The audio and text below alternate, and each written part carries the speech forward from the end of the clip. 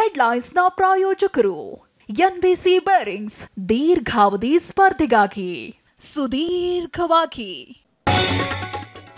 POCSO ಪ್ರಕರಣದಲ್ಲಿ ಬಿಎಸ್ವೈಗೆ ಬಂಧನದ ಭೀತಿ, ಕೋರ್ಟ್ನಿಂದ ಜಾಮೀನು ರಹಿತ ವಾರೆಂಟ್ ಜಾರಿ, ಯಾವುದೇ ಕ್ಷಣದಲ್ಲೂ ಬಂಧನ ಸಾಧ್ಯತೆ.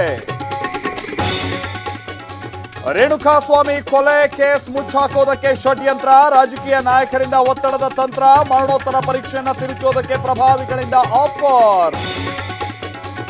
ರೇಣುಕಾಸ್ವಾಮಿ ಮರ್ಮಾಂಗಕ್ಕೆ ಒದ್ದಿದ್ದೇ ದರ್ಶನ್, ಪೊಲೀಸರ ಮುಂದೆ ಆರೋಪಿ ದೀಪಕ್ ತಪ್ಪೊಪ್ಪಿಗೆ, ಅಪ್ರೂವರ್ ಮಾಡೋದಕ್ಕೆ ಪೊಲೀಸರು ನಿರ್ಧಾರ. ಕೊಲೆ ಕೇಸ್ನಲ್ಲಿ ಪೊಲೀಸರ ಮೇಲೆ 16 ಅನುಮಾನ, ಠಾಣೆಗೆ ಶಾಮಿಯಾನದ ಪರದೆ, ಕಸ್ಟಡಿಯಲ್ಲೇ ಸಿಗರೆಟ್ ಸಪ್ಲೈ, ಶವ ಬಿಸಾಡುವ ಜಾಗಕ್ಕೂ ನಡೆದಿದ್ದ ಡೀಲ್.